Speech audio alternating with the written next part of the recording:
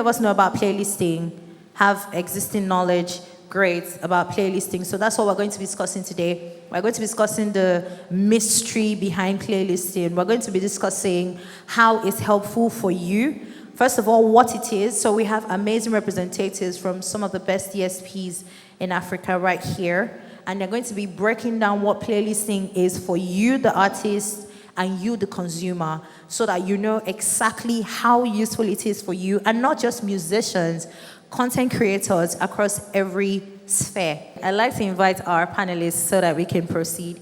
The first person on our list today is Ade Adetunji. Ade has been a practicing entertainment lawyer since 2014. His keen interest in the music scene has allowed him to write feature articles and opine in prominent Nigerian blogs, such as Native Magazine and Culture Custodian. Having been a founder of the record label and production company 506 Music and 506 Media in 2017, Ade currently serves as AudioMark's Hometown Heroes Nigeria playlist curator. Ladies and gentlemen, please make welcome Ade Adetunji. Can we put our hands together for him, please? Hi, Ade. So great to have you here. All right. Our next panelist is Adeyemi Adegoke. Adeyemi Adegoke has vast years of experience in digital operation, content management, digital marketing, and media production. He is currently overseeing music content operations for Boomplay in Nigeria. Please put your hands together for the one and only Adeyemi Adegoke. So nice to see you. Welcome. Welcome, sir.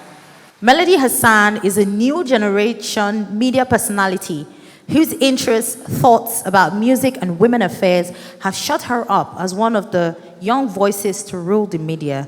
Her love for music stresses on emerging talents, which set the tone for her vlog series, Melodies. Melodies centers on spotlighting some of the best Nigerian up-and-coming talents per time.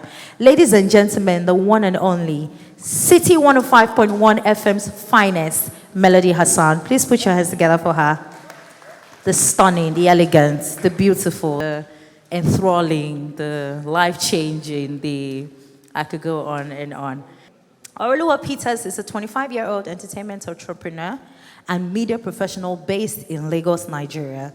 A mass communication graduate from Babcock University, Nigeria, Oluwa Peters is also a pop culture journalist whose insightful features have appeared on Why Niger, The Cable Nigeria, and The Guardian UK, amongst a host of other media platforms. With a wealth of experience in advertising, technology, and media, ladies and gentlemen, put your hands together for the brain behind Tenny's spectacular management, Oluwa Peters. Cyclone Artemis is a Nigerian-based singer, songwriter, content creator, event manager, actress, voice-over artist, and more. When she's not being a badass creative, she's busy 9 to 5ing as the creative hub manager of the Freeme space. She features as the panelist for Vibe.ng's Social Media Week discussion in 2018 and is back this year as our moderator. Ladies and gentlemen, please put your hands together for the one and only Cyclone Artemis. Thank you. Thank you for joining us. It's always a pleasure to find, people who are very passionate about, growing and learning more about their craft. Music business is very, very, very crucial at this time. It is important that there was such a boom in the industry, and I see this decade being that. So it's great that we're all here to learn about music business. And today, we're not just going on the, all that peripheral, the law issues in, how to check a contract out and all of that. No, today we're going into, a special intricacy called playlisting. It sounds like a random, it's just, arranging various kinds of music, that are alike or stuff like that. But there's more to it, and there's more to it, particularly right now in this current digital age. So I have a lot of questions that I hope to ask our fantastic panelists, and I'm sure that they're ready for me. We're just going to dive straight in because we've already wasted a lot of time. The rise of the machines, algorithmic playlists, and the future of content creation. So, Before we start, how do we define digital use of music? I'm going to be asking everybody, and as usual, I'll be starting with, my fellow lady, Melody.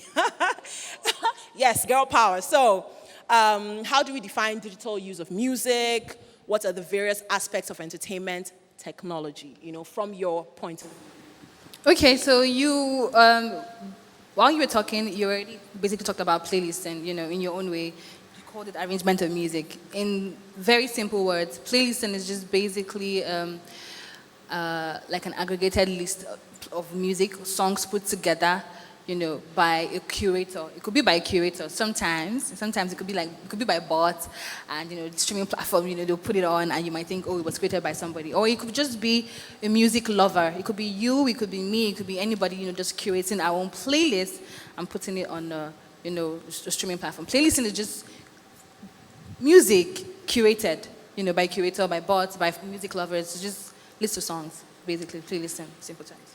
Thank you. So we'll go from Ade. Yes, so Ade, your own version. How would you define digital use of music? How would you define playlisting? What are the various aspects of entertainment technology? I would define the digital use of music as the overall creation, consumption, and manipulation of music using technology. So when I say creation, I mean a lot of people in the audience are artists. So creation meaning using, I would say, your computers or your Fruit Loops or your different ways you make beats and record music using like different materials such as your laptops, the synths to alter it and moderate your voice. And I would say entertainment technology itself is just anything that enhances the entertainment experience. So in this sense, like even like a 3D TV to me is like entertainment technology because it's advanced what TV was. And a playlist is just a set of music, like she rightly said. It's just a set of music or even videos sometimes that you put on a list that you can listen to from a media player. So like for instance, AudioMac, for instance, that's a media player that comes out from, that's an app that's on a media player, your phone, and the playlist is just a set of music that's played either sequentially or on a loop or on a shuffle. So, yeah. Thank you. All right. So for me, digital use of music is basically taking advantage of the technological avenues, for music. Basically, bringing technology and bettering the musical experience from the consumer perspective and also from the content creator perspective. So yeah, for me, that's what it is basically. Yes. Okay. Ade, you want to add your perspective? All right, for me, I would say digital use of music as the utilization of audio files that have been recorded in digital formats. These digital formats could be MP3, which is a mostly consumed format these days. You have other format like WAV, you have other format like AAC. So that's where I see it in terms of digital use of music. Why for entertainment technology? I also agree with Adi on that. It's anything that actually enhances the experience, that optimizes your experience when it comes to what you do to get yourself entertained.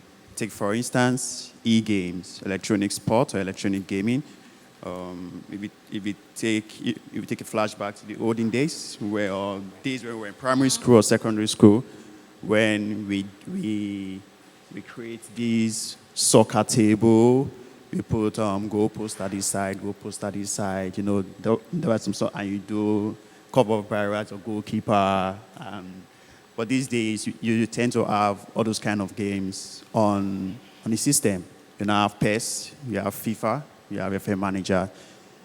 Alongside those, you have soundtracks, interesting to actually enhance your experience. So that's where entertainment technology comes in.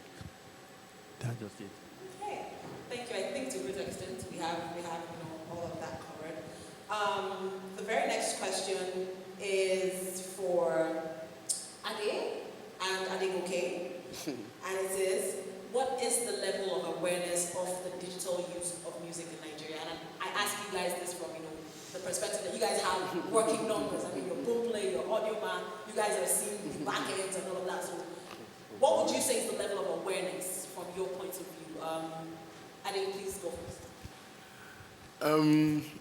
I would say when it comes to an aspect of, because the question says how informed are creators and consumers, I would say when it comes to creators, I think almost everyone now is on if I want to use artists here, I would assume almost everyone is kind of digitally inclined when it comes to creating music. So a lot of people don't really go analog anymore and record with, instruments. They more use the producers that have like the beat making apps and programs along those lines. But when it comes to the consumer, you have to look at it not just from the back end numbers, but you also have to look at it from the actual number of people that actually even use the internet in Nigeria as a total. And those numbers vary from time to time when you look at that. I read somewhere the other day that it said where only 20% of the Nigerian consumers are actually internet inclined. So that means not everyone on that 20 is even going to be listening to music, So, but then I know platforms like Boomplay, AudioMac, everyone's trying to up the level of awareness, and that's only done through harsh marketing and things along those lines. So I would say the level isn't that high, but we're growing. We're trying to get there and get better. Yes, honestly, the level isn't high. Awareness is there, and we're doing our bits in the industry. And from a case study, taking Boomplay as a case study, Boomplay in Nigeria has over 70 million users. That's as of 2019. And if you compare 70 million users to the 23.3 million people who have access to smartphones in Nigeria, and just suppose it with over almost 200 million population in Nigeria, you can actually tell that we have a long way to go. So at Boomplay, we actually do a lot of things to create awareness. Some of the things we do are stuff like campus activations. We go around Nigeria, go from different campuses, trying to tell them about digital music, try to tell them about digital platform, try to tell them reasons why they should use the digital platform to stream their songs. We engage in media rounds, we go to radio stations, a lot of talk. We also engage with stakeholders like the aggregators, content providers. Freeme is one of them. We engage with stakeholders like Sony, Universal, Continue Entertainment. We hold workshops with them. We were training, we try to tell them on latest technology, latest features, things for them to do to actually harness the platform, because everybody wants to make money, and we just have to be real with that. Nobody's into the industry just for joke. So we have to tell them these are things to do in order to make money. So campus activation, sometimes we actually partner with artists, just like Tiwa Savage, the Tiwa Savage, Obalende activation. That's a way of creating awareness about the digital use of platform, the digital use of the use of digital music. Okay, thank you. Ore, how informed, from your point of view, how informed would you say the creators and the consumers, are on what's available? Yeah, for me, from the creator's perspective, I feel like everybody these days, everybody's bragging about numbers. That's the measurement of success now. It has been replaced by, are you being played on the radio? Now they both complementing each other. So for the creators, everybody wants to get streaming dollars right now. Everybody is all about, they don't even know how much. They're not even, I would say they are informed on the surface level. Most artists are informed on the surface level, except you see standard artists who want to know about the business itself. So for me, I really feel from creators' perspective, it's still on the periphery of things. But for the consumers, well, I would say education is key. So people know about it, but they don't know what it does exactly. You can say, you can play music on this platform, but at the same time, what other benefits, especially in this kind of area, especially in Nigeria, we just want things that are A, B, C, simple. You have to tell me, okay, in fact, right now, I won't pull out $1 out of my pocket, or a naira, be $1 out of my pocket, if I don't know how beneficial it is to me. Right now, the way the economy it is. So if it is not instrumental to my everyday life, it is not a necessity. So people just feel that, but at the same time, trust me, the opportunities like digital use of music can give you is amazing. Imagine like radio where, it's just one person's, how will I say it, perspective on music. That is the way it was being done. But now I can sit down and basically listen to anything I want, anything I like, anytime I like. You understand? So from the consumer part of things, I don't feel that they're really informed about the wonderful opportunities of the digital use of music.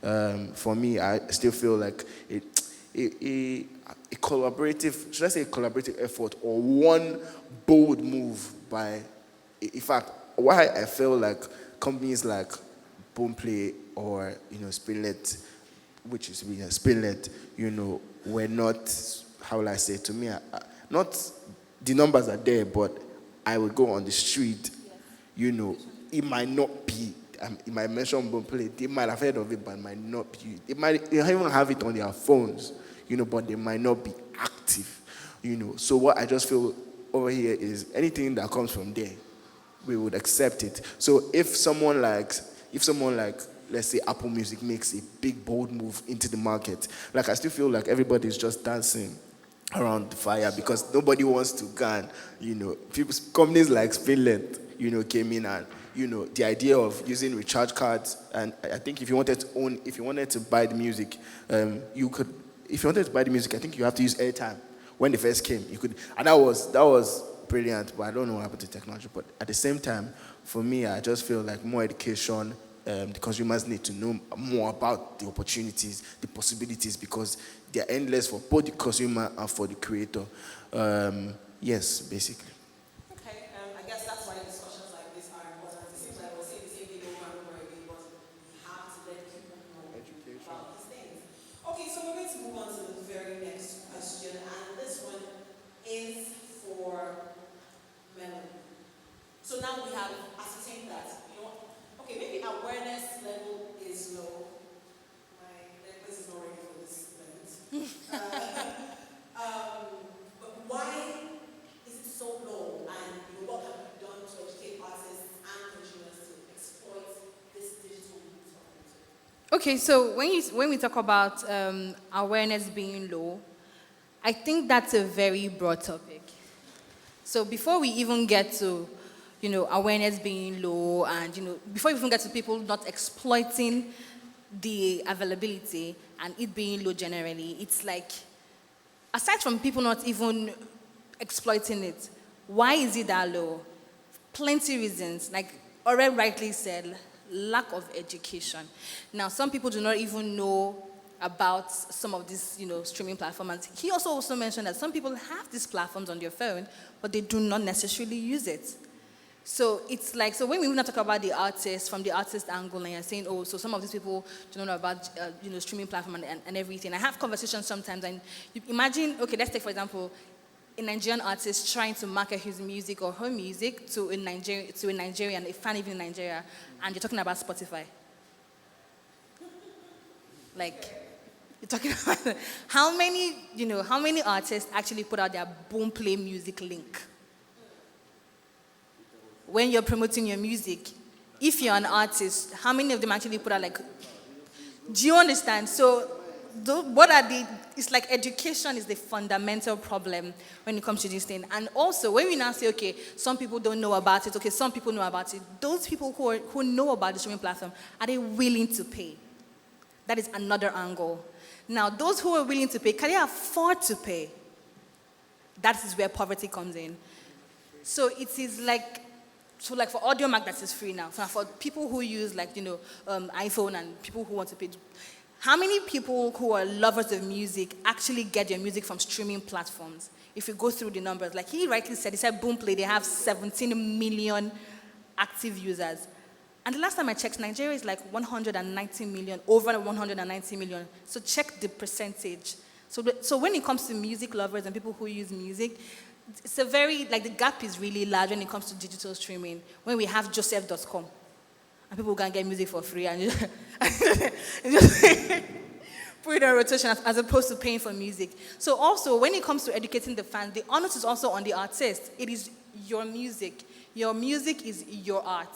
When we have artists, when they begin to look at their music and see their music as a business, when you know music, you know how to sing, you know how to write, you have your songwriters or you have a producer, do you know the business side of music? Do you know how you can monetize your music? Okay, you don't know. Do you surround yourself with people who do?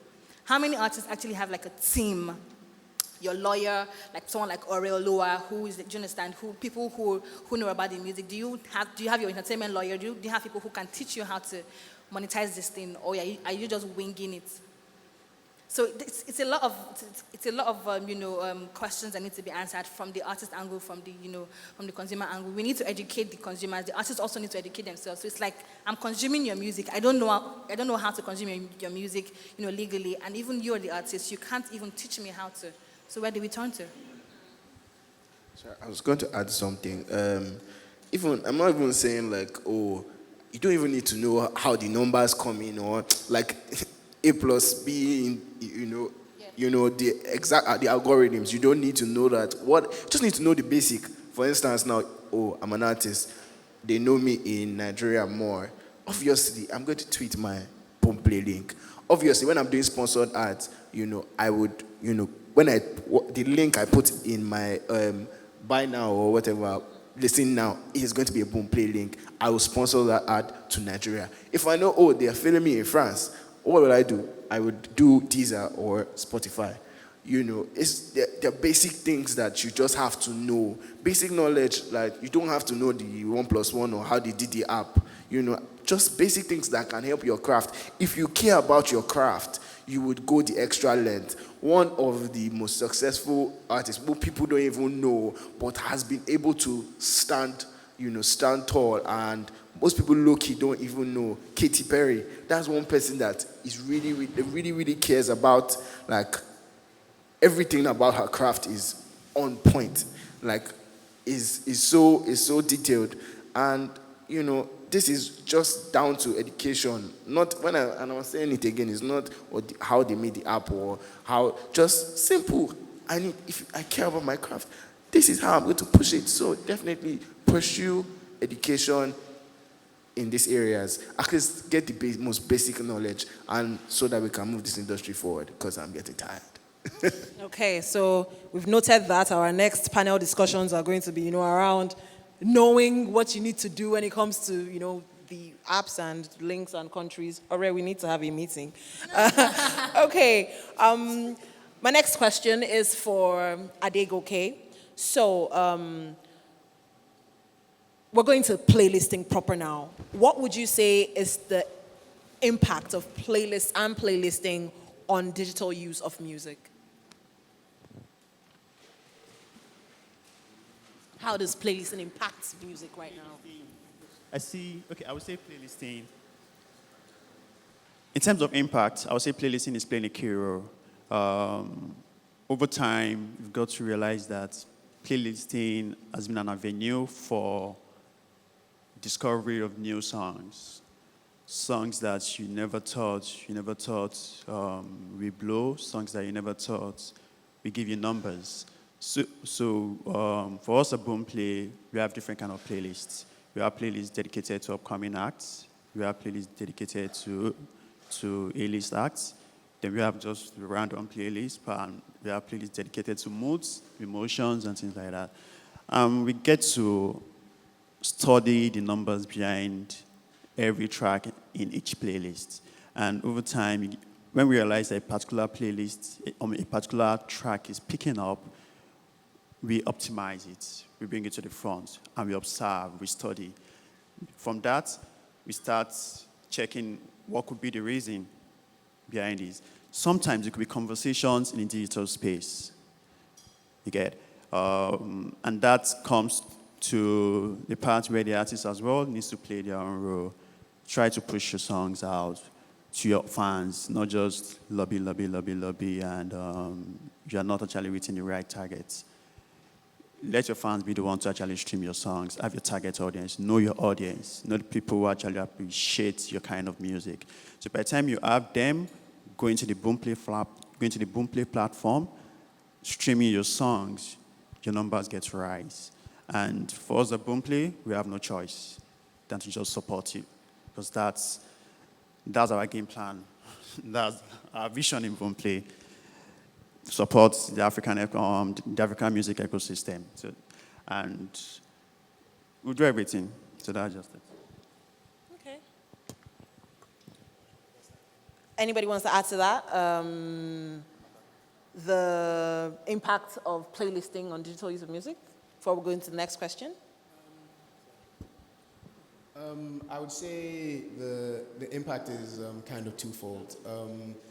On the positives and negatives, I mean. On the positive side, on the digital impact, playlists have always give you like a key indicator of what everyone's really listening to, depending on what the playlist is. Some playlists, like I would assume, let's say something like Spotify Top 100. Like, there's no way you're going to make that unless everyone's on that. No matter what DSP you're on, there's no way you're not going to make the top 100 played playlist unless you're one of the top 100 played songs. So that's the positive. It always gives you like a key indicator of what the market is leaning towards and what everyone is trying to sound like. But then on the negative side, when you have something like that, it kind of gives artists that feel of, this is what everybody's listening to, so I have to try and make music that sounds just like that. So it affects the consumer because everybody's trying to sound the same, and then that's why everyone complains that, oh, this song sounds the same as this, and then there's no real originality to it. But then, I mean, that's just something that always happens, I feel, even in music in general. So, I think that's what the impact is for now. Okay. No problem.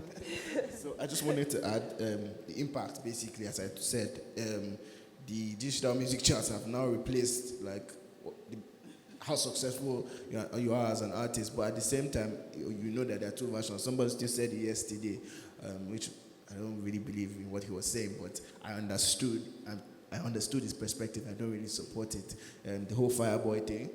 But that one is both on the streets and both. He's not number one, but he has probably the biggest album, one of the hottest albums. But I really feel like it has impacted a lot, because now you have people, listening to, discovering new music every day. You have success stories like Buju, different artists. I know for Nigeria, you have people like Buju, you have Tenny, you just discover new. You wake up every day and you just discover new music. So I really feel like digital use of music has really, especially this industry we're in. I was still coming now. I saw for Apple Music a playlist for Naomi Campbell. Sorry, she's a celebrity playlist of Afrobeat hits for Black History Month.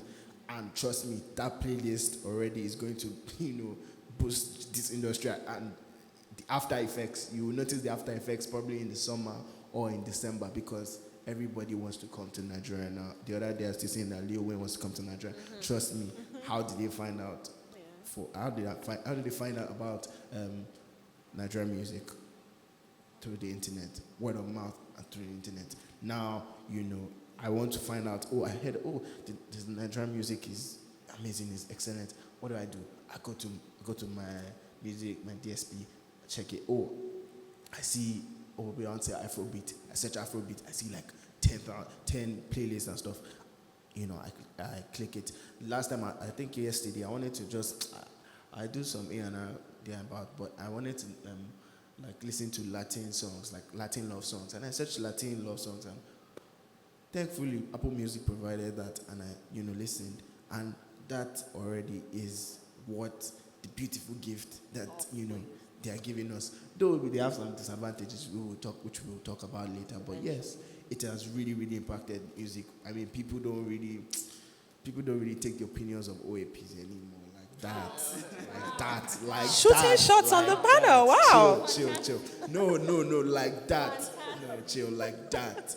But at the same time, this, because like OAPs now have a platform and have become their own person, like outside radio, they still lead the conversation. But when it comes to radio, you still have, thankfully, on this side of things, you still have, inside of, Nigeria, you still have, the audience which still listens to radio, which it can never stop because it's just Nigeria. Maybe probably in 2030 something, that would, hopefully. But yeah, basically, that's just how the digital use of music has really impacted the industry as a whole. Okay, I just want to add something. On Boomplay, on Boomplay, there was, when the Okada ban policy came into effect, in less than 24 hours, we sat down in-house and we're like, guys, we need to plug into this. And we started brainstorming. We came up with a playlist, Lagos Trek. And that Lagos Trek playlist, the kind of songs that were inside our playlist, we never expected that those songs were really, really going to make sense. You can imagine putting a track from Sinach, I Know Who I Am. I'm walking in Paris, and that's the gospel stuff, like a normal day you want to put in. But guys, that was like the track that gave us a lot of engagement on that particular playlist. So playlist is key, and it's going to do a lot of things. In fact, it's already doing a lot of things when it comes to digital music consumption in this part of the world. So I just say that it's a matter of understand your market, understand the culture, know how to use the kind of music you have to appeal to your target audience. That's what I just said. All right, thank you very much. So this is for Melody. Is playlisting strictly digital? And if not, what are other mediums that use the style of playlisting to curate and promote musical content? Okay, so yes, before I go into playlisting being strictly digital or not, I would love to respond to Oreoluwa. Okay, all right. So, now, before I respond to my question, you spoke about the impact of music digitally. Playlisting on digital music. Yes, and the positives and everything. So because we have AudioMac here, we have Boomplay here, of course, they represent streaming platforms, but of course, you're going to look at the positives. Let me tell you the negatives. Now, so like he said, Oreoluwa said, oh, everybody's more focused on digital side of music. Nobody cares about radio. Nobody cares about OAP. Shout out to Tenny and her song Belonia and and all of that. But it's okay. I hear you, Ore. So now speaking about that, now negatively, the impact of digital music, like he mentioned the fact that, okay, because a certain song or a certain sound might blow off or get big based on maybe it was on a playlist or you were on social media and you got everybody listening to you, and people might now begin to want to do that kind of sound and now forget to cater to the general public. Now also, aside from that, if take for example an artist should blow up on social media and you get all the internet buzz and everything, let's not forget that the chances of that artist being a hit, having a hit song, or being a celebrity on social media, that reality is totally different from being an actual celebrity. You might be a big artist on Twitter, be a big artist on Instagram. People are jamming your song and doing videos and reposting your songs on Instagram. It doesn't necessarily mean you have a hit song. And once I drop my Instagram, I drop my phone, I log out of Instagram, and I go on the street, the next guy might not know you. That's it. And that is that. So sometimes I feel like being big on social media or being big on streaming platform, all of that, can sometimes, I want to quote somebody. So her name is Gia.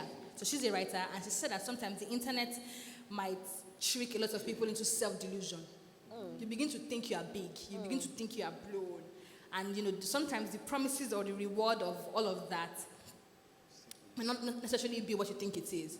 So you begin to now live in self-delusion as an artist or as a person and be like, oh my God, I'm big on Instagram.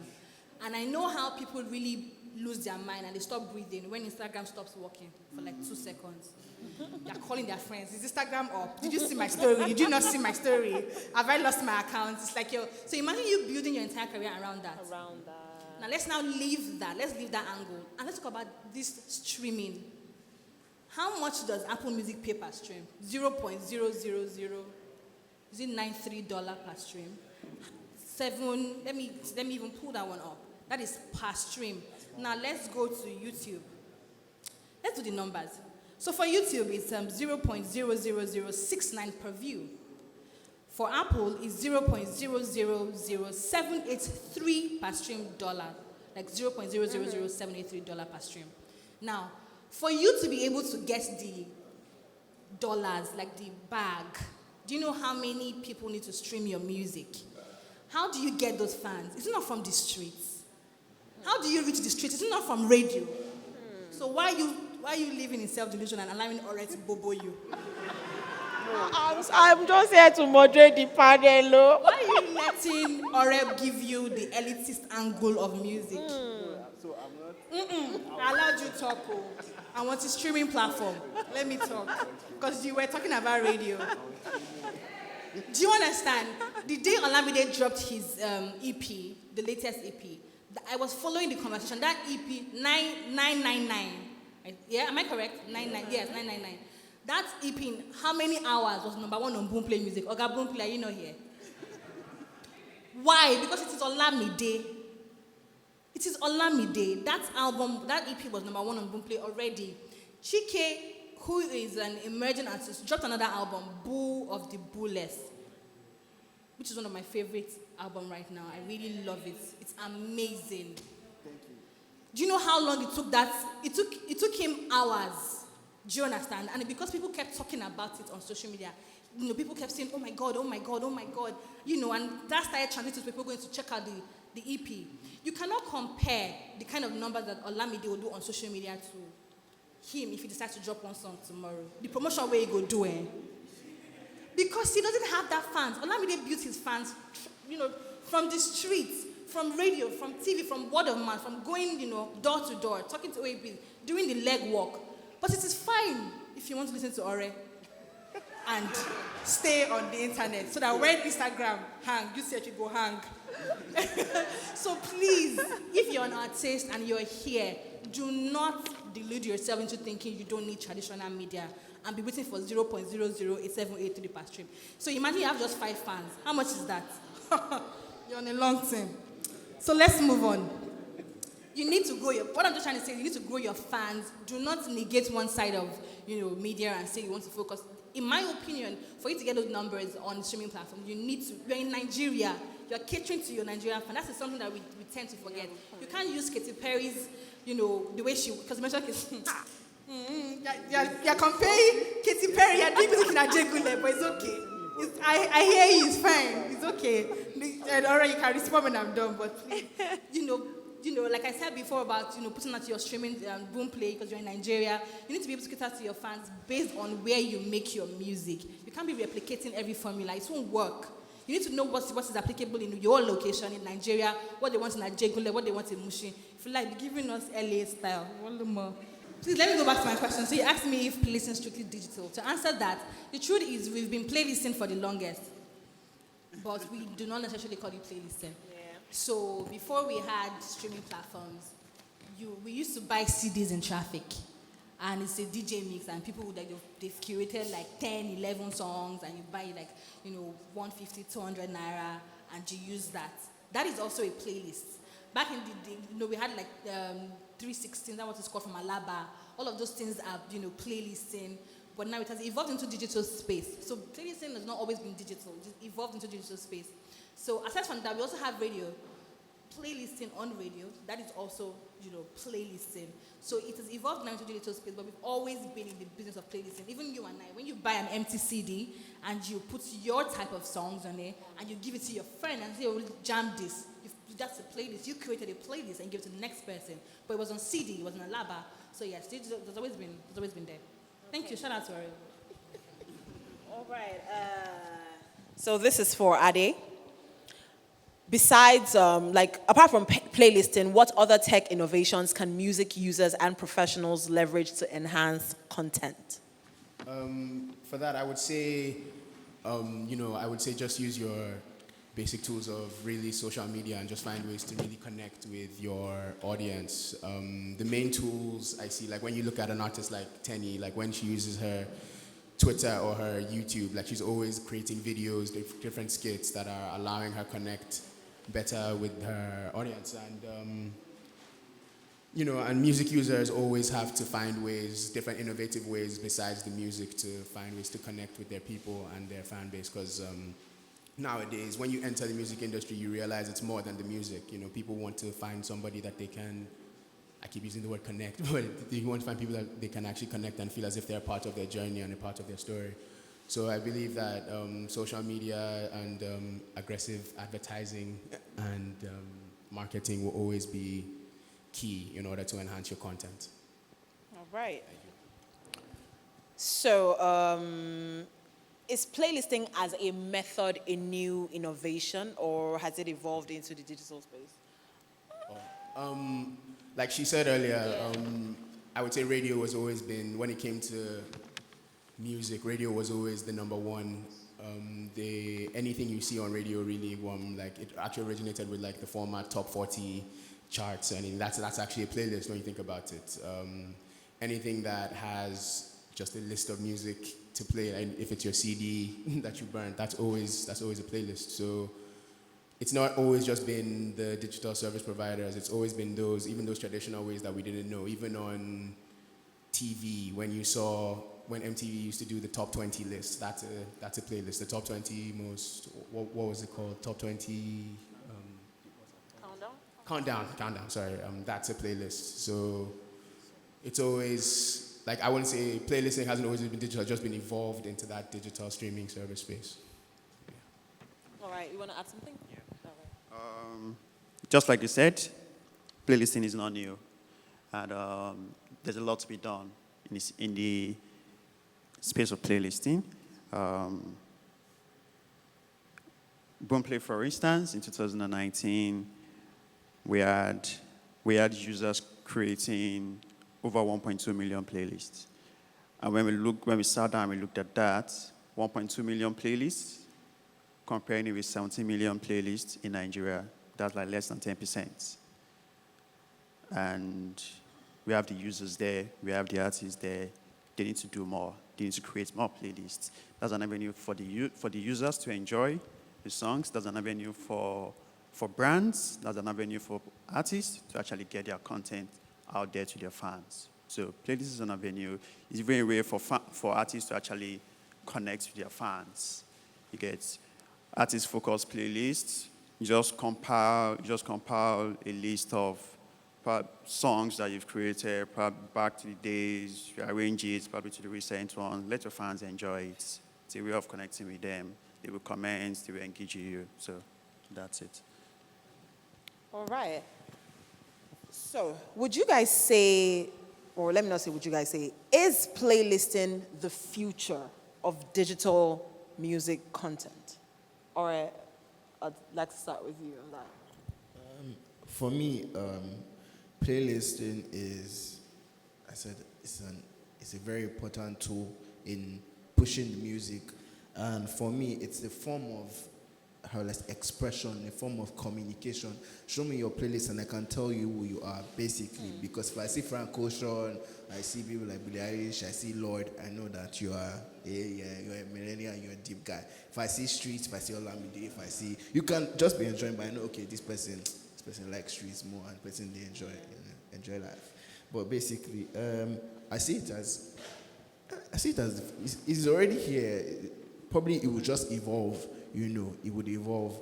But for me, now, like, I can exchanging my playlist with you. Sometimes, like, I remember a friend of mine he made like a playlist for his sister has this, I think, first Nigerian restaurant in San Francisco, and he made this playlist for her, but African songs and stuff. And she was playing it, and she plays it at the restaurant, and people discover like new songs and like, oh, and that was through playlisting, and we might just see it, evolve in the different DSPs. We would be able to know how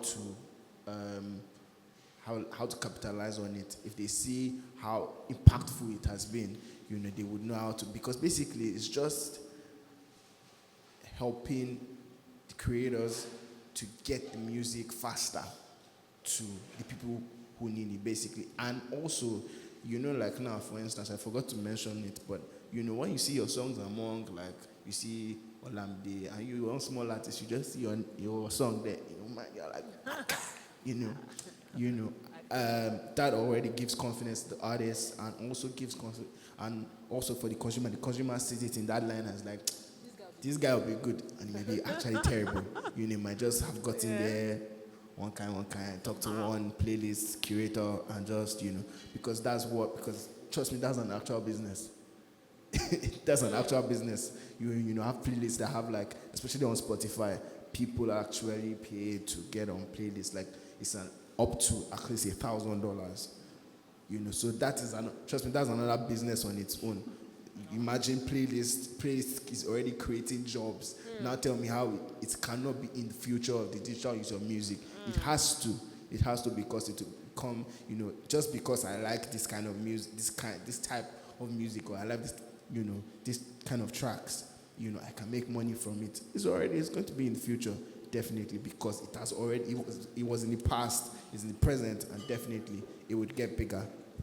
Okay. All right. All right. On playlists, I just want to chip in that we need to understand that there are different types of playlists. We have playlists created by humans, and we have playlists created by the machines, by algorithms. And in future, we're going to see AI playing key roles. AI will influence a lot of things in terms of what we listen to. There are algorithms in place, and those algorithms will take note of human behavior. It will take note of conversations in digital space, and those, in a way, will help you making decisions on the kind of playlist you listen to. That's one. On the second note, brands will key into playlisting. At Boomplay is already happening. We started with we started with Curry Rice. From Curry Rice, Pampay came on board. For fintech, they got to realize that beyond just the banking things, your clients who you're serving in the fintech industry, they are human beings. They want to enjoy. They have interests, they have passion. Some of them, probably their interest is sports. Some of them, probably their interest is listening to songs. You have to be able to key into that. That's the way to win them in a soft way.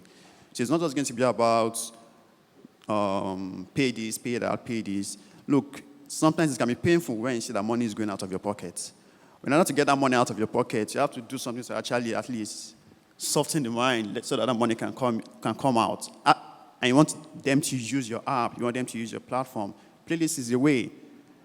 Okay, so brands will actually key into playlisting. Brands will own playlists. They will do playlists probably on a Mondays in order to inspire you, get your day going.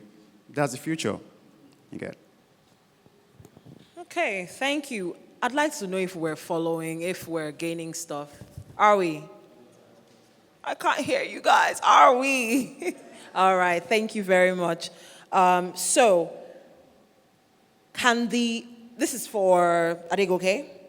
Can the advantages of playlisting as a method of promotion affect the shape and direction of content creation?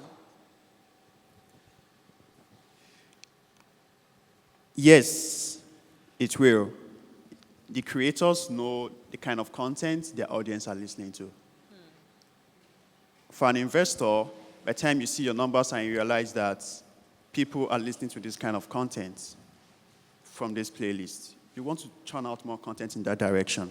It's not of you just doing random songs, and they can't fit into any playlists. You get? So it will also help people know the part of different territories where your audience are. So with that, you get to realize that, okay, with playlisting, if I do this kind of song and I put it on this playlist, people in this part of the world or people in this part of Nigeria will listen to this playlist. So that, okay, we have to create songs in this kind of tune, songs with this kind of lyrics, songs with this kind of tempo that will appeal to this kind of people. So in a way, it's going to shape the direction of the content creation. Okay, I do have I don't know. So you have just said that it will help people, tailor their content to, what people are listening to. I'd like to ask Melody this question, pertaining to this question. Do you think that this is entirely an advantage, or it might, make people neglect other genres, or, other genres of music that are not exactly popping? Sorry, I didn't get the question. Okay, so the question I asked him was, will the advantage of playlisting as a method of promotion affect the shape and direction of content creation? So he agrees that it will, and I can get it from a boom play point of view. Y'all are looking for the coins. If it's, what they call it, Okpotoyi sound that is, going on. We're all going to make music that way. But then what does this mean for, the other genres that are not popping, in quote? Okay, so definitely when you're talking about playlisting and genres that are not popping, if I understand the question, so for playlisting, I think they have like different genres. So it's not like it's not as though a particular genre of music is meant for playlisting. Like he rightly said, someone can create a playlist and you see them Naira Marley and all the shaku. Like playlisting is based on your genre, based on your mood. Different things can influence playlists. It's just basically based on your taste. You're a taste maker. You're a curator. So it's not necessarily about some genres being neglected. If you create. He can create a playlist, and his is like Okbotoyi. He can create his playlist, and his playlist is like, the mood music, the dirty sneakers and torn jeans kind of music. So it's just basically based on your personality. And I can create my playlist. My own playlist is meant for girls who like to wear short dresses, based on my mood and what I like. So I don't think anybody's going to, it's just like every tastemaker, they create playlists based on different things. So I don't think any genre is going to be affected. But, definitely, aside from that, another way that this is, shaping content creation is the fact that a lot of artists now are not very intentional about the length of their music. People are now intentionally creating music that are like 1 minute long, 1 minute and some seconds long, because if you ask the streaming people, the shorter your song is, replay value. So that's an I beg you, audio mark and book play. If you put 1 minute song on radio, what's my business? So it's like for the streaming guys, the shorter your song, the more your because you replay value and all of that. So those are ways that these platforms and playlisting or digital streaming platform affects the music. I don't necessarily think about genre of music. Everybody gets covered, depends on. So this is still for you, Melody. Okay. How is radio tapping into the digital scene to help content curation and playlisting? Okay, so for radio, the human factor, the OAPs that already said we don't matter, were there.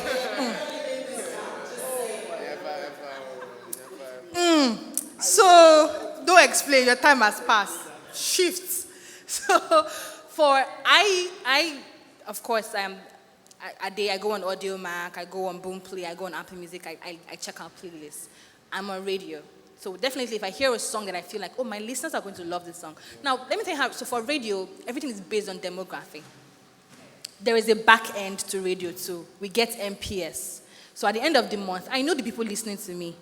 So from my show, I know that, typically now for my show on radio, that's, City FM, I like my show is, I cater to millennials, I cater to like young people, I cater to the people who want to wear dirty sneakers and, short dresses, and people who know Buju, people who know like trending music, Okwotoyi, and all of that. Those kind of music, they know trending, trending music basically. So of course I need to stay updated. So I definitely check playlists. I'm on YouTube, I'm on, I check trending songs, and I go on social media, I know what's trending, I know what drops. So when I hear that, when I listen to those playlists, I come back on radio. And it is evident on my show because I'll play those songs. The station will play those songs. And I will introduce you to the next OAP. I'm like, did you hear this song? Have you heard about this song? Oh, so yes. So this is what is trending. Or the person will be like, this is what is trending. And we play the songs on radio. Do you want to talk about radio listenership? Should we even go there again? So it's like, it is a chain reaction. When I take what I listen to, what I get on place and I play it on radio, the people that are listening, my listenership, and all of those things are checked. There's an NPS, so you know how many people are listening to you per time. So that's how, content creation and playlisting can affect radio. That's one. Also, as an OAP, individually, we all have different projects. It depends on if you are interested or invested in music. I have, a vlog for emerging artists called Melodies. So if I go on playlists and I get songs that I like, I would go on my vlog and put it on and say, oh, okay, so for this week or for this month, I'm listening to this song, and this song just, I'm really in love with this song by this emerging artist, and I love it, and I put it on. So it's always a chain reaction. Everything works, hand in the hand, and I take it from here, from playlist, it goes to radio, it goes to vlog, it's a chain reaction. So, of course, definitely radio, as traditional media, is still keen into your digital space. You want to add something? Yeah, I want to add something and clear something. No. So when I mean that OAPs don't matter, I don't mean that radio is faded. No way. Like, radio is very important. Like, I have been an OAP myself. So what I mean is, for instance, now, radio and TV were like the only mediums where you could either hear new music or watch new music. That was like the only thing. Right now, like, an OAP's opinion is not like the first, like, you have already seen new music. The artists already tweeted new music. People are already talking about it even before it gets played on radio. Do you understand? So I rather listen to people, like, the first opinions I get are people in my social media community. Do you understand? I'm saying this, okay, I'm probably talking from an advanced country or stuff like that, but at the same time, I'm not saying that, but they are not the first point of contact. I remember back then, maybe if Dan Foster said, I think he had a show back then, if he said, these were the songs raining, those were the songs raining. But right now, I'm more influenced by word of mouth, like people, my friends, rather than, that time, the influence the OAPs had. They still have that influence. That's why I said, thanks to social media, they can still talk about, they can still say stuff like that. If they are in my, like now, if Melody should say, she's in my social media community, if she should say, I respect her opinion as an OAP, and I also, but you understand, so I'm not, never, ever will I say, no, they matter, but right now, they are other options, exactly. Right now, I might not be an OAP or anything. I can just say, right now it's so funny that I can have like 10 people just tweet, this song is fine, like this song is fine and everything. And trust me, in like 10 minutes, there are few people, because those 10 people, what I just need to do is just get 10 people in different different circles of influence. Okay. And tell those 10 people, help, talk about my song. Do you understand? And their own, at least if I get 1, 2 from different circles of influence, so you understand me exactly. And that's basically. So please. So please, Melody, have you forgiven Ore? I love my OAPs, please. They are involved in my business. I love them. Okay, fantastic. So I have 3 more questions, and I'm going to be sharing it, amongst all panelists, after which we will now leave the floor open to you guys are the owners of this particular panel. We will now listen to the actual questions that you have for the panelists. I'll start with Ade. Ade, is playlisting advantageous to a consumer? I mean, now this is particularly for the consumer. Do you think, could they do without it? No, I mean, from what we've discussed, I don't think it being advantageous or disadvantageous really matters, because they're going to be there regardless, so we have to adapt to what we see.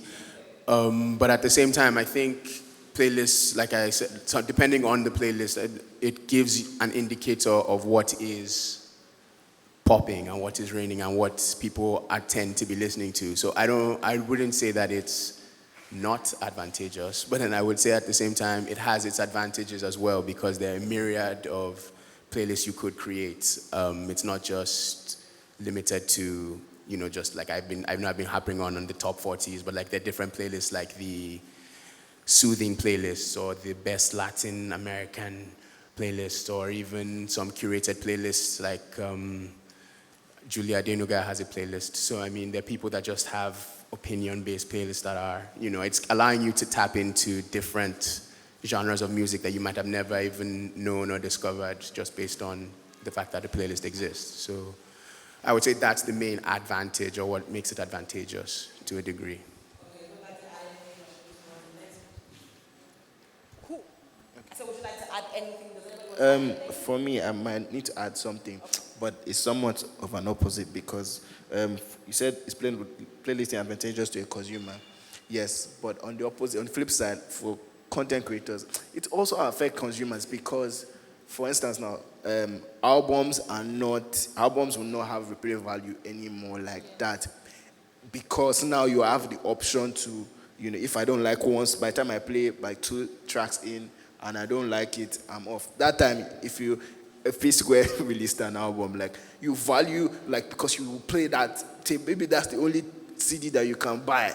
You will play that CD until it scratches. Even I remember that time we carry this CD bag that you have like 10, but now, at least that time you scratch the CD back to back. This one to, and maybe the artist might actually even be telling like, maybe it's trying to ease you into the album. You don't know. You're not even. You can't get the direction of the album. You just see 2 songs in. I already see tweets. This album is whack. This album is whack.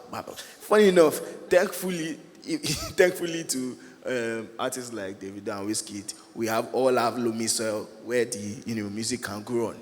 Now, so, but at the same time, I just feel like the replay value for projects would have really gone up because now you have choice. You have choice to just exit the album and you say probably coming out. I'm not really feeling this album now. I'll probably come back later to it.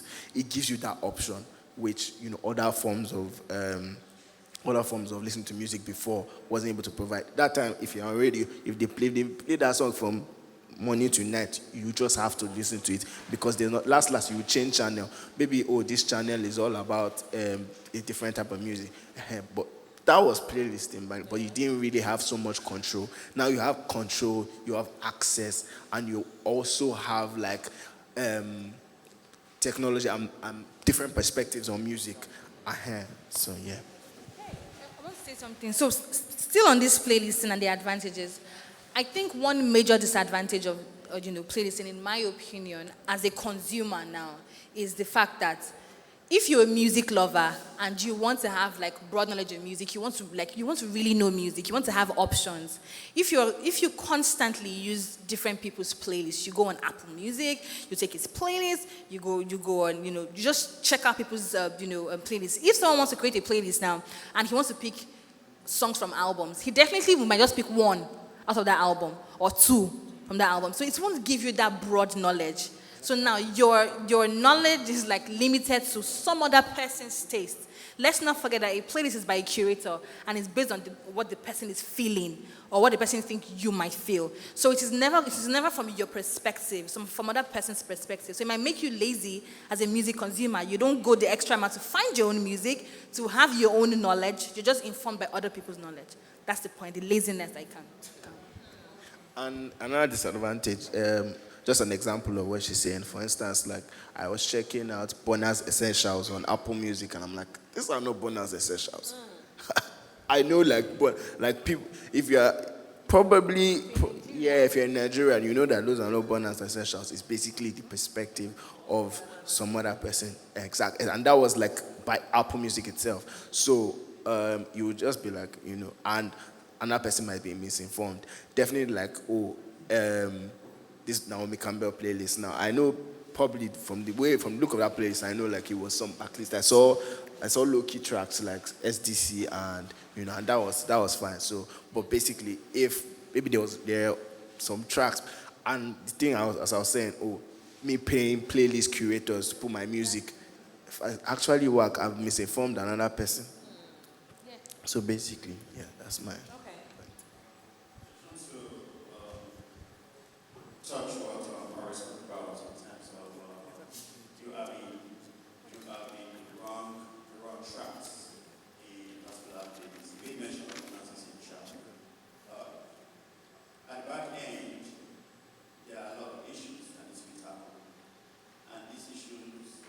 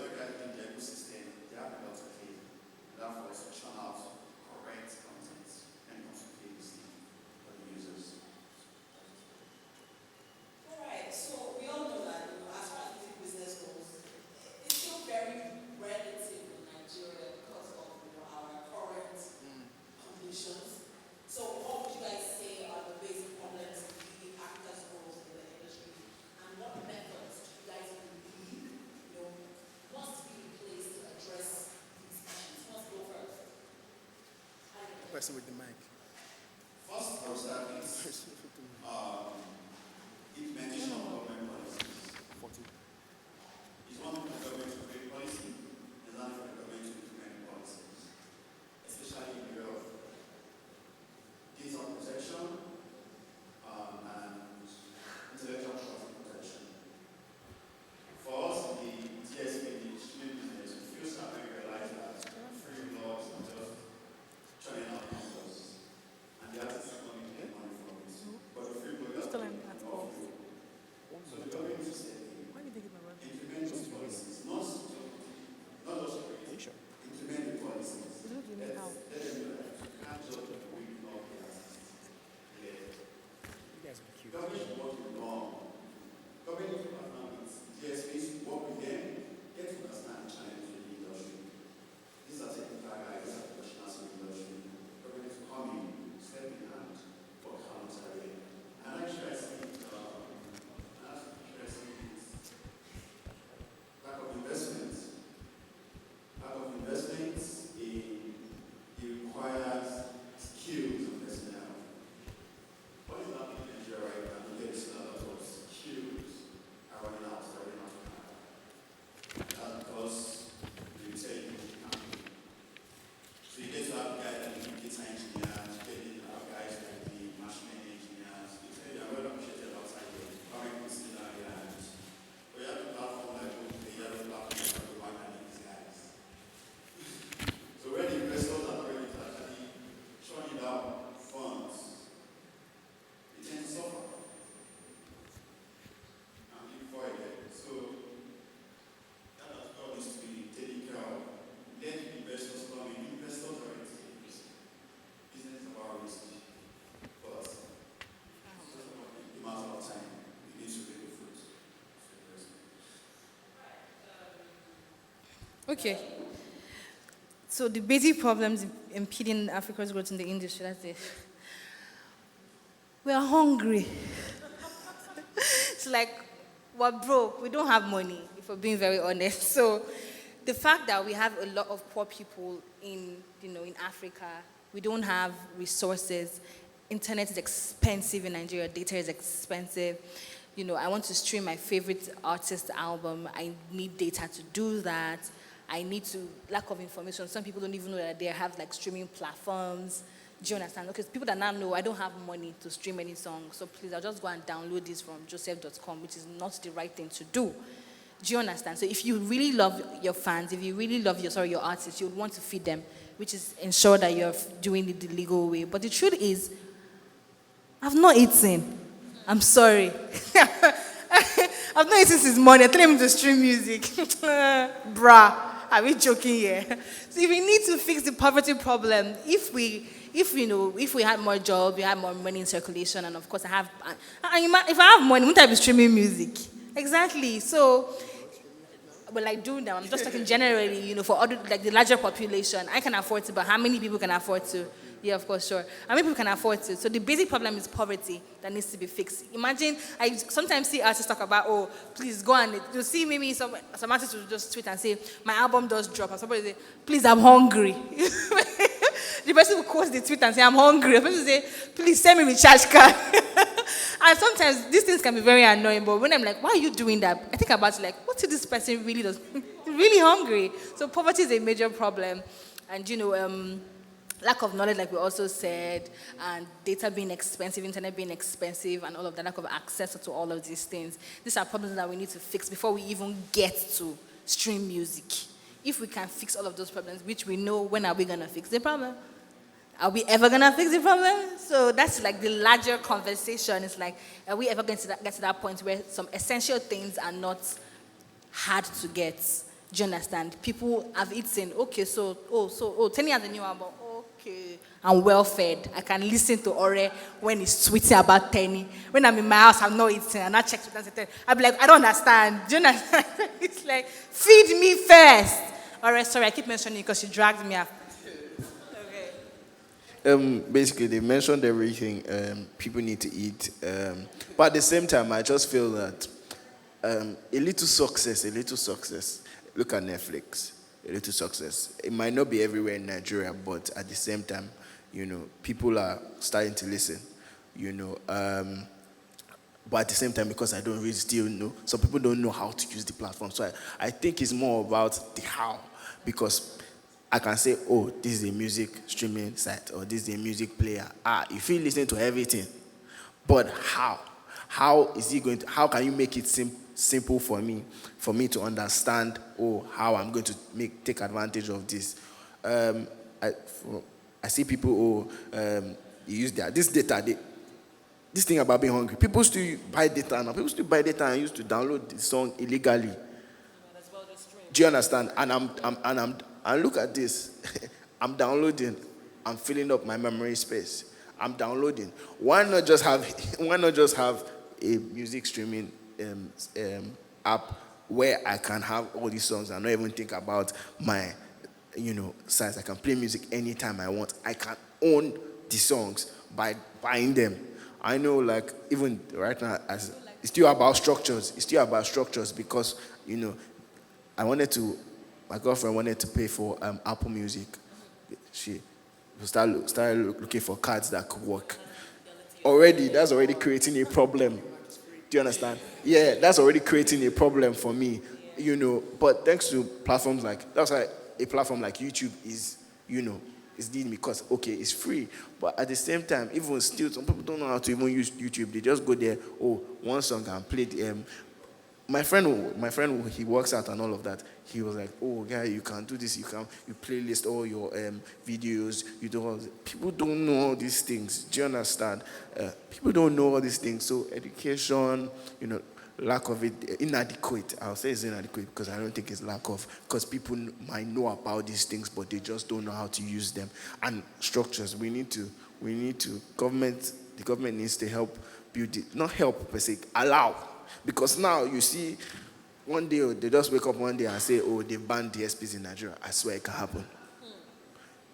When they probably see that it's booming and all of that, they can come and say, when you guys came, you had an operational license, blah, blah, blah.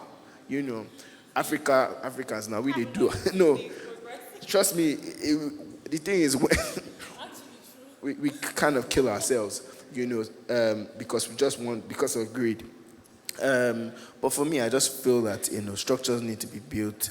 People need to know more about things, And as I said, the companies, when they even come here, they need to, how would I say it now? They need to make do things that are relative to the people around there. Do you understand? Boomplay, thanks to Boomplay, who have expertly, for me, like since they came, the expert, they calmed down. Took some, I'm sure they took some hit or whatever, loss, whatever, but they calmed down, understood, took people from the grassroots and, people that actually care about the industry.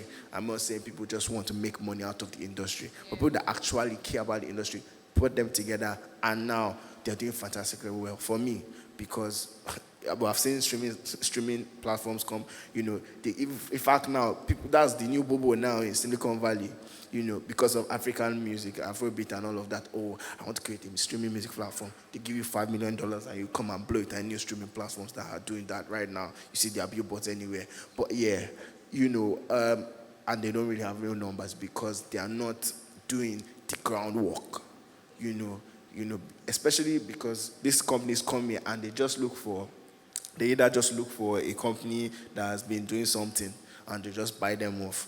And okay, now the problem is they pack up after 1 year because they've not done the groundwork and they are not willing to do the groundwork. And I understand, because if you think about it financially, doing the homework, knowing what people really want, why is this thing not working? There is a problem. How can we solve it? That's why I said even it would help for the local players, because Boomplay is not, funny enough, people don't know that Boomplay is not a local player. Do you get? It's mindset of Nigerians. It's very funny. Exactly. So they are international, but now it's our nature here. We don't like our things. We don't like our exactly. It's not fancy. Do you understand? It's not fancy. But trust me, you have to know what works for the people. Like, you can do something fancy. You can how will I say it now? My grandma, I remember like, I think last year I traveled and I came back and I bought her, I think it was perfume or something. She was like, why do I need a perfume? As in perfume. The other things that you can, I went back home, I think last week, and I saw the perfume studio. She has not touched it. She's like, perfume, I don't understand. You could have probably bought me clothes. Because I didn't understand, what she would really, do you understand, appreciate and what she can, if I buy her the latest iPhone, do you understand, and give it to her, she probably might like, what's this? Do you understand? Because I'm not catering to what she's all about, her needs. Do you understand? So we need more data-driven, intentional efforts from the DSPs, from the stakeholders. People are coming to invest in this industry, definitely. But I'm just telling them that they have to do the groundwork for it to work, unless it will be a catastrophe. What would you say is the future of digital streaming? I would say the future it's never like right to speak in absolutes, because you never know. If I say something now, it might just be the complete opposite of what I say. But I think the future is always just going to be an app or a model that comes out that just helps you connect with your fans better, really. Okay. I feel as if the future is just someone that's going to come and just do something disruptive and just going to allow everyone just connect and sync to it immediately, because no one knew this streaming thing was coming. If I told you in the 80s that when everybody was still on radio, people still are on radio, but when people were still on the radio platforms, no one knew that this computer thing was coming. I was just going to take over everything. So something's going to, but in the immediate long term, in the short term, I feel it's just going to be just way more people just curating playlists personally, and it's just going to run from that. But it seems bright for now. Thank you guys so much for, sitting and listening. Thank you guys for all, the information and insight that you have put into this. We're going into the next Yes, please. portion. Thank you very much. Please, can we put our hands together for our amazing panelists? I'm sure you will agree with me that so much knowledge and so much information has been passed here tonight. I'd like to implore you to be a little patient. We're almost done. I'll take your questions now, and then we'll do the giveaway, and then we'll turn up. Question number 1. Is it the artist that will create the playlist or the digital stores where the song is? And a follow-up question is, will it be promoted? I'll take that question again. Is it the artist that will create the playlist or the digital stores where the song is? And will it be promoted? Ade? Okay, that's a twofold question. So, is it the artist that will create the playlist? On the platform.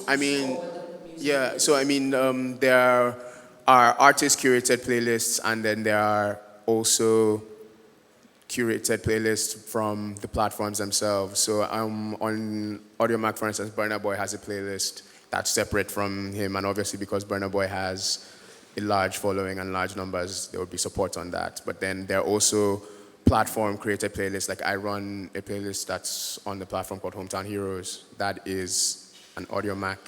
I'm a curator on it, but Audiomack supports that a lot. So it's twofold. But you can also make your own playlist as well if you wish. Thank you so much, Ade. All right, so... I want to chip in something. All right, go ahead, please. All right, I would say it's based on different structure, different model that has been run by the different DSPs. You get, for us at Boomplay, artists can create playlists, users can create playlists. Boomplay, we also can create playlists. So if you want to create a playlist, fine, create your playlist. If you as an artist, as a user, you want to create a playlist, you have the opportunity to create your playlist. All you need to do is just sign up, use your account, create your playlist. As a fan as well, we have Boomplay for artists. As an artist as well, we have Boomplay for artists. With your account, you can create your own playlist. As DSPs, as the owners of the stores, we create our own playlist. So it's an open floor. Anybody can create playlists. Then will it be promoted? Yes, depending on Potential activity? Depending on the goal, if it's actually going to be relevant to that season or to the course to which you're actually creating playlist, yes, we'll do it. You get it? Take, for instance, Patoranki. Patoranki created a playlist during his Wilma album launch, and we promoted it for him. So it's open. It's open. Okay, thank you very much, Ade. So I have 4 questions here. I'm just going to ask them one after the other. You guys have passed so much information, so there's so many questions. You have to be patient with us. Okay. Playlisting, is it for the money or the exposure? Is it for the money or the exposure? Can you hear me? Okay. It can be for both. I don't even understand the question. Like, I don't either. Okay, but if for my own, I think the question would be, to which is it most beneficial? to me, okay, Money-wise or exposure-wise? both. But both. Because if it's for an upcoming artist, yeah, exposure, great. For Established artist. established artist, it's more about money. About the money. More people more people listen, more people find my music, the more people Buy my music. buy my music, and more people play my And music. stream it. Great. Okay, question 2. How can we break the issue of cost of data? Can we stream without data to boost traffic? So I'm going to translate this question as, are there options on any platform to stream music without the use of data or to stream offline? Yeah, offline, right? Yeah. So AudioMac? Yeah, AudioMac offers that option to download music and stream it with offline without. Offline. Does Boomplay offer that as well? Yes, we do. Yes, we do. So that question is answered. Thank you very much. I'm trying to... Go ahead. For instance, I know about Apple Music. When you play a song like, I don't know if it happens for all DSP stores, but when you play music, like when you play, especially playlists, when you play it so much, if you don't download, like if you don't click to download it, but if you add it, like just add it normally, you can have play it You offline. have it offline. Oh, okay, great. Thank you very much. I'm trying to run through the questions. Bear with me. Okay. I submitted my music to Yemi for Boomplay, and nothing was done about it. And I release music often. Are there any exact steps to follow when pitching to Spotify editorials? Does anyone have information on this? Sorry, please, before. So basically, you've been here and we've been talking about catering to your audience and knowing your audience. And you basically asked the question about Spotify that is not in Nigeria. So that question is redundant. Very, because why are you not asking how to get on Boomplay? Why are you as an artist trying to get on Spotify when you're in Nigeria? Okay, you're trying to key into your Obodo fans. You want to blow Obodo for it. Okay. So the question was, how do you pitch to Spotify for their editorials? But we're going to take out Spotify and put in AudioMac. So how would we pitch to AudioMac to get great attention? Let's just... Usually there's a website, there's an email address. You can always contact me at ade@audiomac.com. But please be polite in your messages. Don't just message me anything. Like, you should probably send a little press release as well. Let me know what's going on. So that's probably it. A lot of people just send music and expect magic to happen. You know, you're not just, we have things to do. So always try and send music that has, I won't say it has a story, but always try and have like a lot of your metadata available as well, like who you are, name of the song, producer, all those things, where you think it would fit in a playlist, even if it's not mine or anything. So easier for pitching as well. Okay, so benefits of coming to Freeme Digital's social media week platform. You know how to reach Ade at AudioMac. You need to write it, yes. Also, like when you're sending all these emails, you also have to because you have to make it personal. Like, okay, say, oh, my music is blah, blah, blah. Oh, it can be likened to likes of this so person. I remember when in fact, this is not even just to only DSPs, this is even to like blogs and all of that. I remember when I used to try and call Fader from Nigeria and all of that. I had read tips about, you can tell them, you might not know who maybe Olamide is, but you have read, like, you have seen, like, read the website, you have seen, like, artists that they've talked about. Say, oh, my music is like this. And even when you don't just send an email for sending sake, like, be personal. Like, this is your life. This is what you are passionate about. I want to see that passion in the email. I'm not saying, I beg. Help my life, help my life. No, say, like, one thing that I remember when Ophiona, I think, when she was there at Apple Music, when she tweeted about, like, how Mr. Easy, like, Reached out to her. She was like, this guy basically flew to their office, flew to Dubai, and basically convinced them. Like, he probably has done like 2 songs by that time. Like, I mean, after, like, they are big, but the way he convinced them, like, his passion, basically, he was so knowledgeable, about the business. everything. Yeah, about the business, and they just decided to take a chance on him. Okay. And taking a chance on him. By the end of the year, he was one of the biggest Paid off. artists, and they invested, believed in him. He probably wasn't the biggest artist in Nigeria, not even maybe 10th, or people might not have known him himself. But basically, especially when you're speaking to industry people, like, let your passion, like, radiate into the conversation. Like, let me see, okay, this guy actually is if this guy tells me, interested. like, my music is the best thing since sliced bread. It's the best thing since sliced bread. I will listen to it. I'll click play. I might not like it, but I might tweet it and say, this thing is the shit. I do that because I might not even listen to the music. But basically, I know another person can like it. You understand? So I just need you to be detailed and show your passion.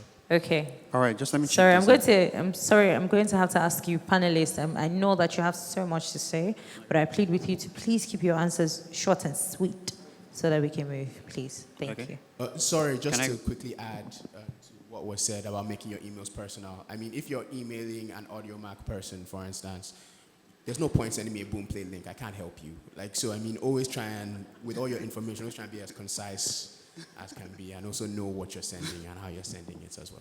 Sorry, thank you.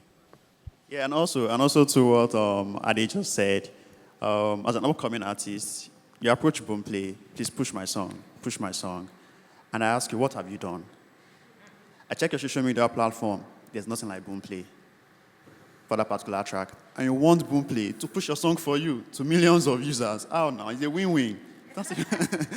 Okay, so I'm going to be polite, be passionate, be personal, and be deliberate, right? And don't expect miracles. And don't expect miracles. Just because, C'est très important. You should Thank also you. have to do some work as well. You have to put in Engage some work as well. Engage your audience. Okay, Well. I believe that answers that. Thank you so much. All right, next question. As an artist, how can you manage your playlist if you don't have a manager?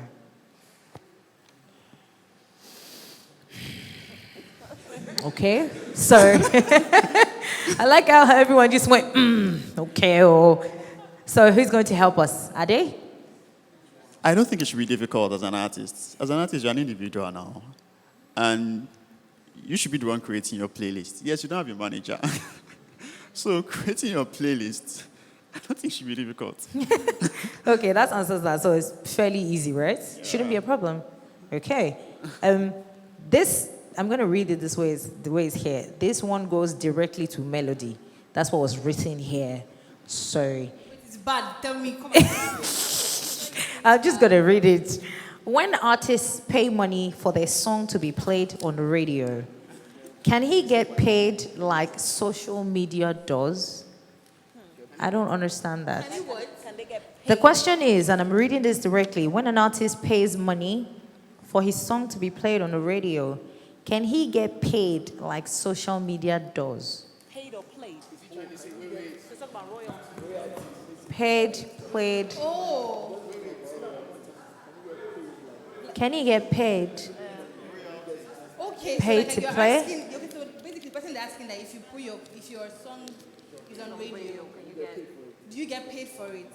Okay. Flora is the best person to answer that because he's managing Royalties But and all basically, that but the conversation. truth is yes. Okay. It's already that should answer now. Okay, so all right, give us But from an truthfully, artist yes, managers. yes. Your Okay. song's being on radio, you're supposed Okay. to get, if if you were registered to COSM, If your music is copyrighted, right? copyrighted and is it COSM? Or a collecting body. A collecting body. Okay, sorry. To clarify, our last music business and drinks was about copywriting. Exactly, yes. Yeah, so please, if you would like more information on that, it's on our YouTube channel. So you can podcast, get right? that. You No, want to- YouTube channel is on our YouTube channel. Okay. So yeah, so basically, if you need to read, that's why we spoke earlier about artists having all the information, or if Yes. you do not have the information, hire people. You can hire already now. The money is not too much. You know, do you get? He has all the information. Okay. So Yes. basically, a lot of artists are basically just putting out music and not knowing how to monetize your music. Music, Aside okay. from doing music, there's music business. Yes. You need to know how to make money of this. You know, just putting out music is not enough. Your collecting bodies, your people you have to register to. These people come to radio stations and they get their money. If you're not getting your bag, kind of. Too bad. Okay, next question, and I'm going to direct this one to Cyclone, because Cyclone is an artist and a content creator as well. This question is, what other innovative ways, apart from music, can an artist use to connect with people? What other ways can What you connect? other innovative way, apart from music, can an artist use to connect with people? Social media, social gatherings like this. Yeah, you can connect with people through. Basically, put yourself out there, right? Exactly. If that's the goal, you want to connect with people. Make sure you're at functions. Make sure you're online where people are talking about stuff and you're contributing. It's not just enough to be there. You have to also be participatory. Yeah. Did that Yeah. answer the question? I think it did. Okay.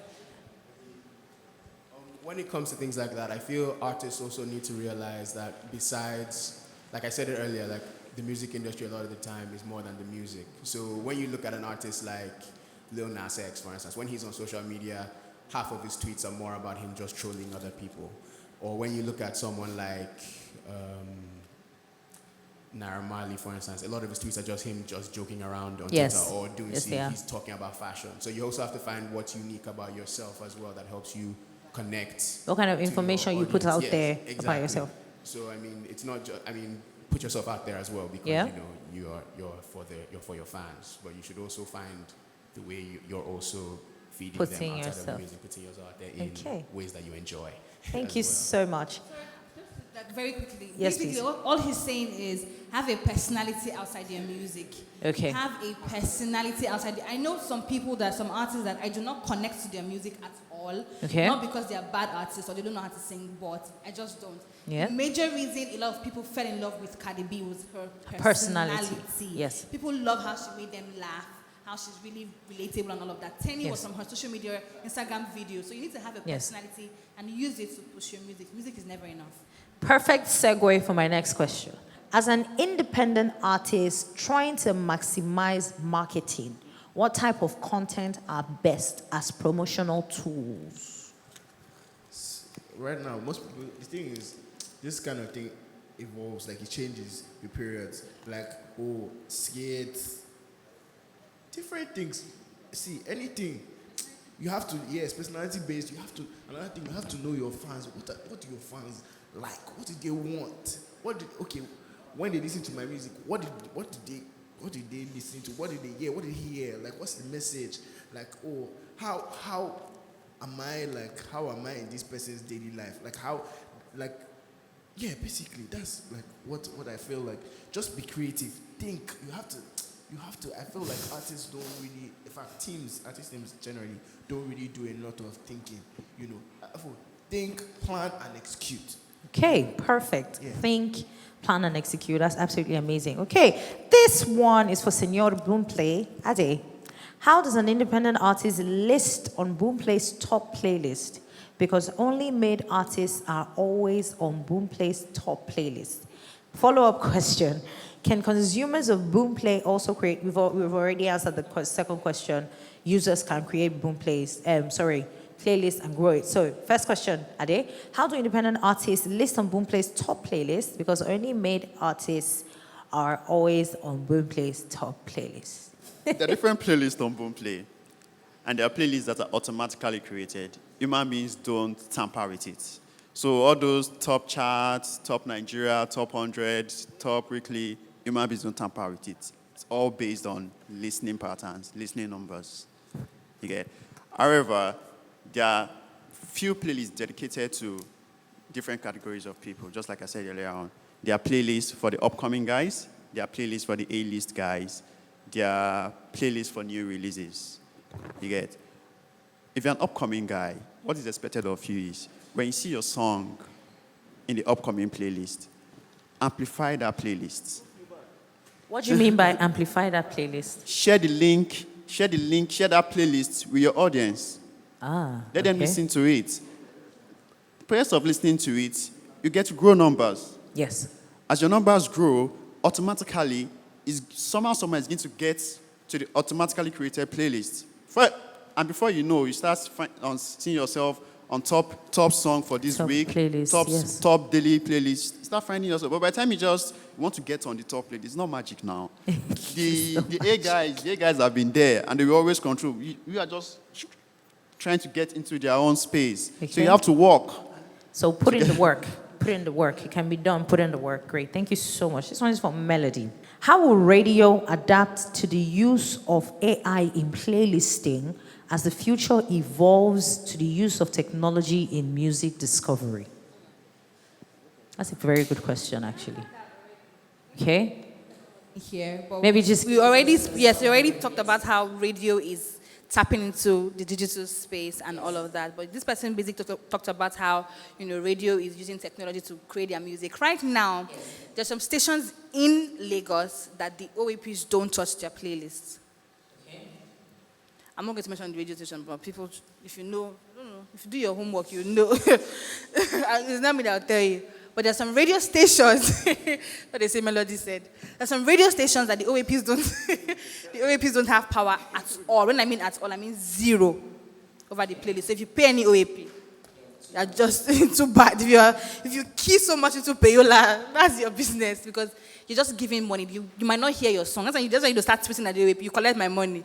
But because you didn't do your homework. So now radio stations are already keen to technology in the sense that, take for example now, my radio station, we have something called Clyde. Okay. Other radio stations, they have that different, equipment that they use for all of these things to curate playlists. So when automatically the songs are automated, once you go in as an OAP, all you have to do is turn on the mic and talk. If Aurel, let him be my friend and send me 10 mails and say 10 years a new song, does not mean 10 song will get to that playlist because it's already locked.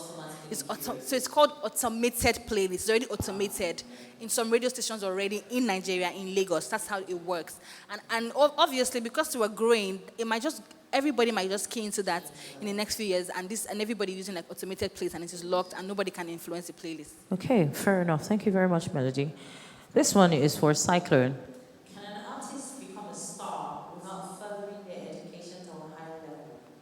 If yes, will there be a side effect?